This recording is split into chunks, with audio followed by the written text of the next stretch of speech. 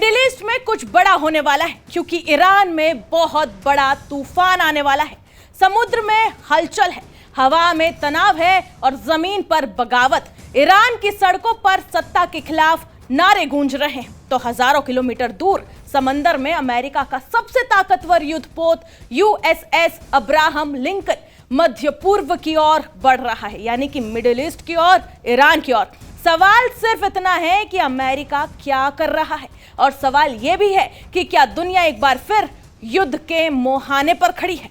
Iran में बीते कई दिनों से सरकार विरोधी प्रदर्शन चल रहे हैं। अलग अलग शहरों से विरोध, झड़पों और सख्त कार्रवाई की खबरें सामने आ रही है। ईरान की सड़कों पर नरसंहार की तस्वीरें दुनिया के सामने ना आए, इसके लिए इंटरनेट सर्विसेज को बंद कर दिया गया है। ईरान में जिस तरह विरोधियों का कत्लेआम हो रहा है, उससे अमेरिकी राष्ट्रपति ट्रंप का गुस्सा हाई लेवल पर पहुंच गया है।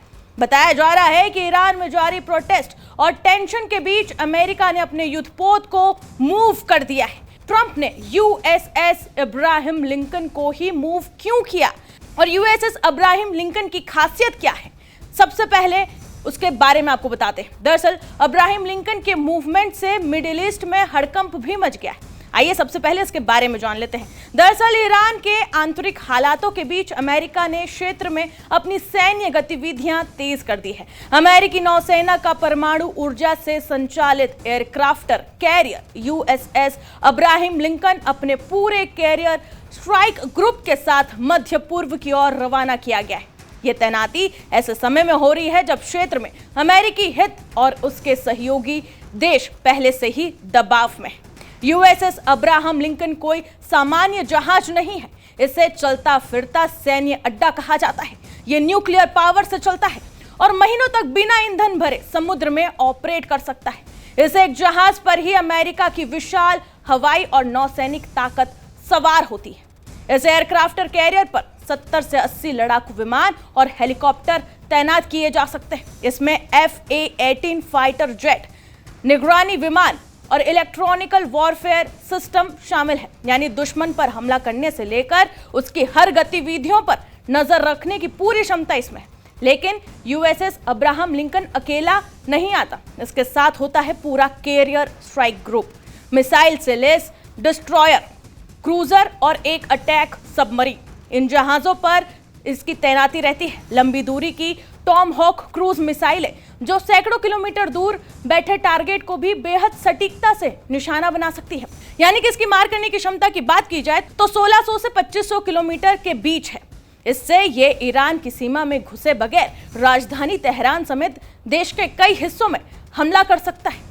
यूएसएस अब्राहम लिंकन के मूवमेंट के बाद पूरे मध्य पूर्व में हलचल तेज हो गई है। एक्सपर्ट्स मानते हैं कि यह तैनाती सीधे युद्ध का संकेत नहीं है, बल्कि एक रणनीतिक संदेश है। यानी अमेरिका ये दिखाना चाहता है कि वो किसी भी हालत में तुरंत प्रतिक्रिया देने में सक्षम है। यूएसएस अब्राहम लिंकन के मूवमेंट से टेंशन बढ़ गई है क्योंकि इससे ट्रंप के उस फैसले से जोड़कर देखा जाने लगा है जिसमें ट्रंप ने प्रदर्शनकारियों से कहा था कि वो उनकी मदद के लिए आगे आ रहे हैं।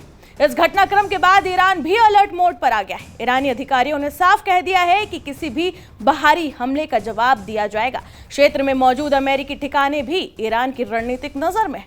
वहीं अब सवाल यह भी उठता है कि अगर तनाव और भी ज्यादा बढ़ता है तो अमेरिका के पास कौन कौन से विकल्प मौजूद है ईरान पर हमला करने के लिए।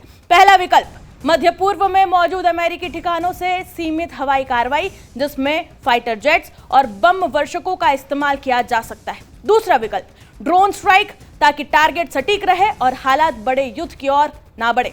तीसरा विकल्प, साइबर वॉरफेयर, यानी कि ईरान के कम्युनिकेशन और सैन्य कमांड सिस्टम को बाधित करना। चौथा विकल्प, सीमित और गुप्त सैन्य ऑपरेशन, जिसमें खास यूनिट्स द्वारा रणनीतिक ठिकानों को नुकसान पहुंचाया जाए। और आखिरी विकल्प, लंबी दूरी की मिसाइलों के जरिए चुनिंदा सैन्य और रणनीतिक ठिकानों पर हमला।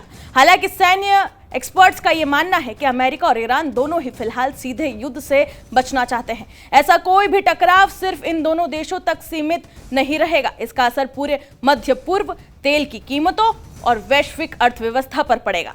फिलहाल यूएसएस अब्राहम लिंकन की तैनाती को एक स्ट्रेटेजिक वार्निंग के तौर पर देखा जा रहा है। हमला नहीं, लेकिन पूरी तैयारी। अब देखना यह होगा कि यह तनाव कूटनीति की तरफ बढ़ता है या फिर इतिहास और बड़े टकराव का गवाह बनता है। आप देखते रहिए जी न्यूज़।